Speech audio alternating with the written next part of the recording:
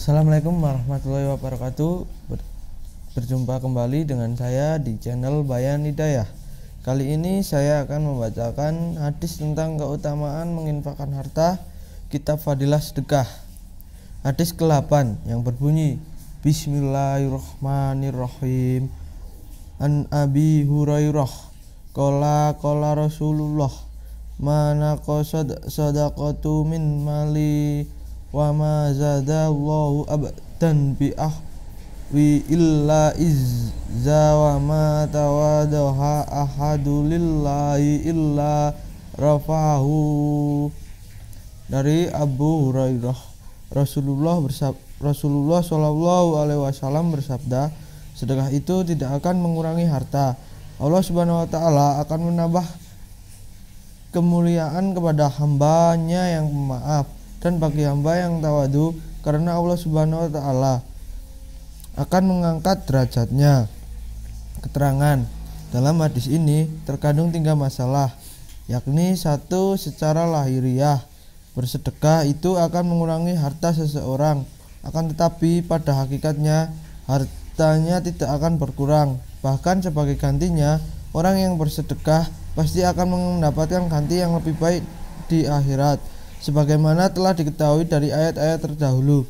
Bahkan ketika di dunia, sebagian besar balasan akan diperoleh, sebagaimana telah ditunjukkan dalam ayat ke-14 yang telah lalu. Pada ayat ke-20 ditegaskan bahwa sesuatu yang diinfakkan di jalan Allah Subhanahu Wa Taala, maka Allah Subhanahu Wa Taala akan membalasnya. Keterangan ayat tersebut juga telah dikuatkan oleh beberapa tentang sabda Nabi Shallallahu Alaihi Wasallam,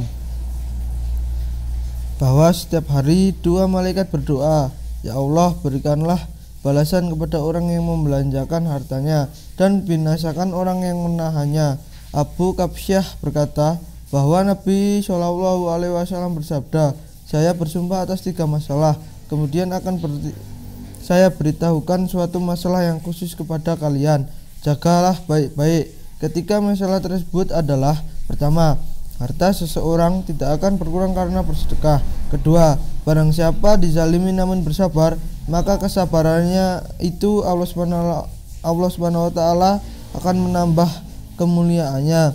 Ketiga, barang siapa membuat pintu-pintu meminta kepada orang-orang, maka Allah Subhanahu Wa Taala akan membukakan pintu kefakiran untuknya. Setelah 3 masalah ini akan membuka pintu kefakiran untuknya. Ada 1 masalah yang akan saya sampaikan kepada kalian agar kalian menjaganya, yakni di dunia ini ada 4 jenis manusia. Pertama, orang yang diberi ilmu dan harta oleh Allah Subhanahu Wa Taala. Karena ilmunya itu, ia takut kepada Allah dan terhadap hartanya, yaitu ia tidak menggunakan kecuali dengan orang yang diridai Allah. Ia menggunakan hartanya untuk bersilaturahmi, beramal salih karena Allah, dan menunaikan hak-haknya. Manusia jenis ini mempunyai derajat yang paling tinggi. Kedua, orang yang telah diberi ilmu oleh Allah tetapi tidak diberi harta oleh Allah. Ia telah memiliki niat yang benar. Ia berangan-angan seandainya ia mempunyai harta. Ia berkeinginan untuk menafkahnya untuk beramal soleh. Karena niatnya itu, Allah memberikan pahala yang sama dengan golongan yang pertama. Manusia golongan pertama dan kedua ini seimbang dalam segi pahala. Ketiga, orang yang telah diberikan harta oleh Allah tetapi tidak diberi ilmu, ia melakukan kesalahan dengan hartanya, yakni membelanjakan hartanya untuk hal-hal yang sia-sia, tidak perlu main-main, dan menuruti hawa nafsunya. Ia tidak takut kepada Allah Subhanahu Wa Taala dengan hartanya, tidak bersilaturahmi, dan tidak mengikuti yang hak.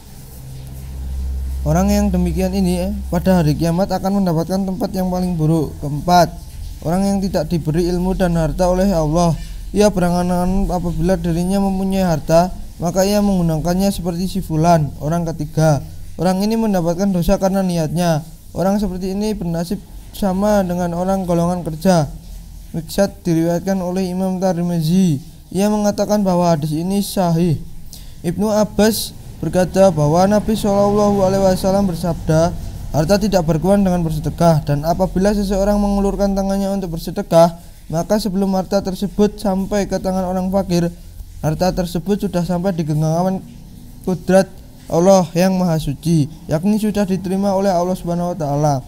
Dan barang siapa mengulurkan tangannya untuk meminta-minta, pada tanpa meminta pun ia sudah cukup, maka Allah akan membukakan baginya pintu kemiskinan.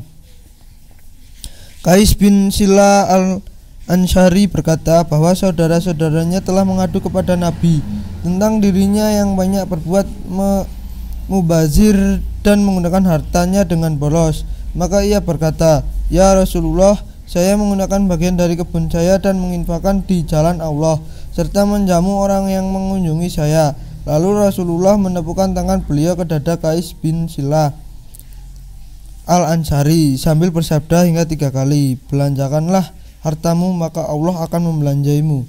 Tidak berapa lama kemudian ia berangkat dalam satu perjalanan jihad.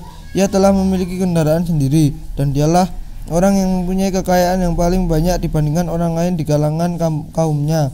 Mereka yang menginfakkan hartanya dengan penuh perhitungan tidak memiliki harta seperti yang dimiliki karena ia bersedekah tanpa perhitungan.